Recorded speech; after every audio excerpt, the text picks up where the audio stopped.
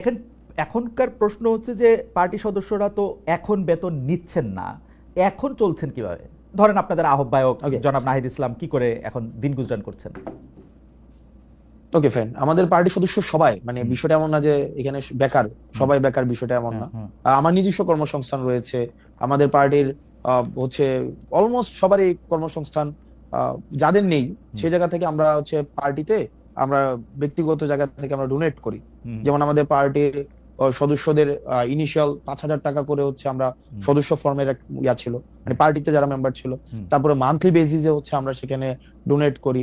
না, সেটা তো দলের জন্য, দলের যারা মানে তারপর এটা ছিল দলের যে আমরা, এটা তো দলের জন্য আপনারা ডোনেট করতেছেন, দলের নেতার জন্য কি দলের না, দলের নেতার জন্য আমরা ডোনেট করছি না। সেই জায়গা থেকে যেমন আমার জায়গাটা, মানে আমার জায়গাটা হচ্ছে যেমন আমি আমার অর্থনৈতিক বিষয় নিয়ে আপনার সাথে না সেটা ঠিক আছে, আমি আপনার কথা জানতে চাইছি না, কারণ আপনার কথা আপনি বহুবার আপনি প্রশ্নের সম্মুখীন হয়েছেন, আপনার কোচিং সেন্টারের কথা শুনেছি, আপনার অনেক কিছু শুনেছি যে পার্টিতে আপনি ছাড়াও আরো অনেক নেতা নেত্রী রয়েছেন, দলের আহ্বায়কের কথা আমি বারবার জানতে চাইছি, কারণ হচ্ছে আমার অসংখ্য কলিগস রয়েছে। দেখেন, আমাদের অসংখ্য কলিগস রয়েছে যারা নিজ নিজ জায়গায় প্রতিষ্ঠিত। আপনি তাসনিম জারাকে দেখবেন, তারপরে হচ্ছে খালিদ সাইফুল্লাহ ভাই আছে, এতেশাম ভাই আছে, তাসনুবা জাবিন আপা আছে, ডাক্তার। দেখেন, আমি প্রফেশনালি যদি আলাদা করি, এই পার্টিতে হচ্ছে ডাক্তার রয়েছে, আমার কোনো আপত্তি নাই, কিন্তু যাদের নাই, যারা চাকরি করেন না, চাকরির জন্য আন্দোলন করতেছিলেন, এখন আইসা মানে জাতির প্রয়োজনে, সময়ের প্রয়োজনে যারা নেতৃত্ব দিচ্ছেন একটি দলকে বা অন্য দায়িত্ব পালন করছেন, তারা কি করছেন সেটি আমি জানতে চাইছি। তাদের ক্ষেত্রে দল থেকে সাহায্য করা হচ্ছে কিনা বা টাকা দেওয়া হচ্ছে। একটা জিনিস দেখেন, সাংগঠনিক খরচের দায় দল নেয়। একটা রাজনীতিবিদ সাংগঠনিক যে খরচটা করবে সেটা তো আপনার দল থেকে সেটা ব্যয়ভার বহন করা হয়। আমি কোথাও জায়গায় সফরে গেলাম, কোন একটা মিটিং অ্যারেঞ্জ করলাম, কোন একটা কর্মসূচি বাস্তবায়ন করলাম, এটা আমার দল দিবে। সে বেকার হোক, সে কিছু করুক আর না করে, এটা কিন্তু দল দিচ্ছে। এখন তার ব্যক্তি পরিসরের খরচ সেটা সে কিভাবে সংস্থান করে, সেটা তার বাবা দিচ্ছে নাকি সে নিজে করছে, বা তার পারিবারিক সেই ধরনের সংস্থান রয়েছে কিনা, সেটা ব্যক্তি জানবেন। আমার মনে হয় যে আপনাদের দলের যে আহ্বায়ক আছেন, যে সদস্য সচিব আছেন, তারা কি করে আসলে মানে তারা তো দুইজনই তারা প্রায় চাকরি শুরু করেন নাই, ছাত্র ছিলেন, তেমন ব্যবসার সাথে যুক্ত ছিলেন না, আমরা জানি। তারা কি করছেন এটি যদি সামনে আসতো, আমাদের তরুণরা এক ধরনের সেটা নিয়ে ভিন্ন, সেটা নিয়ে কথা হতে পারে, কিন্তু আমাদের সাংগঠনিক যে খরচ, আমি সাংগঠনিক খরচের কথা আমি জানতে চাইছি না, আমি জানতে চাইছি যে রাজনীতি করার ক্ষেত্রে নতুন রাজনৈতিক দলের নেতৃবৃন্দ আসলে কিভাবে কার বাসার বাজার কিভাবে হয়, কার বাসার বাজার কিভাবে হয়। ওনারা তো একদম যে ওনারা সিঙ্গেল সবকিছু ডিল করে বিষয়টা এমন, ওদের ফ্যামিলি সদস্য রয়েছে, ওনাদের পরিবারের সদস্য রয়েছে, নিশ্চয়ই সেটা ওনারা ভালো বলতে পারবেন। আচ্ছা ঠিক আছে, আপনাদের পার্টিতে পূর্ণাঙ্গ কমিটি বলতে আমরা যেটা বুঝি, সভাপতি, সাধারণ সম্পাদক, যার কথা বলেছেন, সেটি কবে আসবে? আপনারা কি এই জায়গাগুলি ফাঁকা রাখছেন উপদেষ্টা মাহফুজ এবং উপদেষ্টা আসিফ ফিরে যেন আসলে সেটি হয়, সেটির জন্য? না এখনো কেন আহ্বায়ক কমিটি? না, আপনি উপদেষ্টা মাহফুজ, উপদেষ্টা হচ্ছে আসিফ, ওনারা যে আমাদের পার্টিতে আসবে বা আদৌ রাজনীতি করবে কি করবে না, সেই সিদ্ধান্ত ওনাদের। এমনও তো হতে পারে ওনারা অন্য রাজনৈতিক দলে যেতে পারেন, এটা ওনাদের সিদ্ধান্ত, যে ওনাদের মতো করে আসলে এটা হবে। আমরা কি কোনো কাজ, এটা এক ধরনের রং পারসেপশন, এটা সম্পূর্ণ রং পারসেপশন। মানে এবং আমি আপনাকে ওনারা তো আপনাদেরই মানে ভাই, বন্ধু, সহযোদ্ধা, সহনাগরিক। ওনারা কি, আমি জিজ্ঞেস করতে চাই, ওনারা কি এনসিপির প্রতিনিধিত্ব করছে সরকারে? আমার কাছে এনসিপির তো তখন জন্ম হয় নাই যখন তারা সরকারে গেছিলেন।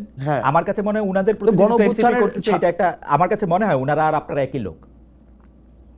কেমনে মনে হয়? কারণ সকল কথায় সকল আচরণে আপনারা সরকারকে ডিফেন্ড করেন, সরকারের যতটুকু অংশ দুই উপদেষ্টা, ছাত্র উপদেষ্টা আপনাদের আছেন, তাদেরকে ডিফেন্ড করেন, তারা আপনাদেরকে ডিফেন্ড করেন। আমরা কেমনে সরকারকে, না আমরা আপনারা সরকারের যতটুকু, হ্যাঁ আপনারা সরকারের সমালোচনা করেন, না যতটুকু আপনারা দেখেন, হ্যাঁ সরকার যতটুকু হচ্ছে উপদেষ্টা দুজনকে বাদ দিয়ে আপনারা সমালোচনা করেন সরকারকে। না, উপদেষ্টা দুজনকে বাদ দিয়ে কিভাবে? তারা ছাত্র, দেখেন বেশিরভাগ ক্ষেত্রে আমার, তারপর হচ্ছে দুইজন উপদেষ্টা বা আমাদের পার্টির আর দুইজন উপদেষ্টার কথা যদি কোনো ক্ষেত্রে মিলে, তো সেক্ষেত্রে খুব স্বাভাবিক না বিষয়টা, কারণ আমরা তো ছাত্র প্রতিনিধি হিসেবে ওনারা সেখানে গিয়েছিলেন। এখন এই মিলে যাওয়ার মানে আমরা দেখেন, আমরা তিনজন ছাত্র উপদেষ্টা পেয়েছিলাম, তিনজন ছাত্র উপদেষ্টা পেয়েছিলাম, একজন ছাত্র উপদেষ্টা এসে এই দলের আহ্বায়ক হয়েছেন, দুই ছাত্র উপদেষ্টা আলাদা রয়েছেন। এই দুই ছাত্র উপদেষ্টা যখন কোনো সরকারি কাজে সম্পৃক্ত হন, রাষ্ট্রীয় কোনো যখন সিদ্ধান্ত নেন, আমরা দেখা যায় এনসিপি একই সূত্রে কথা বলে।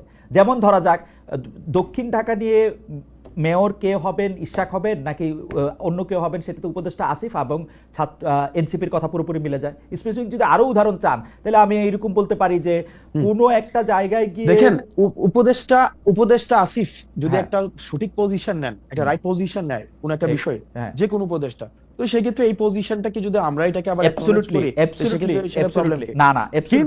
কিন্তু বিষয়টা হচ্ছে কোন রং পজিশন যদি নেয়, সেটাকে ব্লাইন্ডলি যদি কখনো এটাকে এন্ডোর্স করতাম, তাহলে সেই বিষয়টা হচ্ছে আপনি বলতে পারতেন যে আমরা হচ্ছে ওনারা আমাদের প্রতিনিধিত্ব করছে। এই পর্যন্ত রাইট পজিশন, এই পর্যন্ত দুইজন উপদেষ্টা যে কোনো সবগুলি রাইট পজিশন নিয়েছেন। না না, যে সবগুলো রাইট পজিশন নিয়েছে, মানে আপনি স্পেসিফিক বলেন। না না, আমি স্পেসিফিক বলবো না, এবার আপনি স্পেসিফিক বলেন আব্দুল্লাহ, আপনি এবার স্পেসিফিক বলেন। না সবগুলো তো রাইট। এইবার আপনি বলেন যে এইবার আপনারা বলেন যে সবগুলো রাইট নাই তো। এইবার আপনারা বলেন যে এই উপদেষ্টাদের মধ্যে কোন কাজের আপনারা সমালোচনা করেছেন, এই দুই উপদেষ্টার? দেখেন, এই দুই উপদেষ্টা, দেখেন আমরা শুরু থেকে বলছি, দেখেন এই দুই উপদেষ্টার কাজকে, এক নাম্বার হচ্ছে আমাদের যে মাহফুজ আব্দুল্লাহর কাজ হচ্ছে আমাদের এই যে মিডিয়া, তারপর হচ্ছে উনি তথ্য প্রযুক্তি মন্ত্রণালয় উনি দেখেন।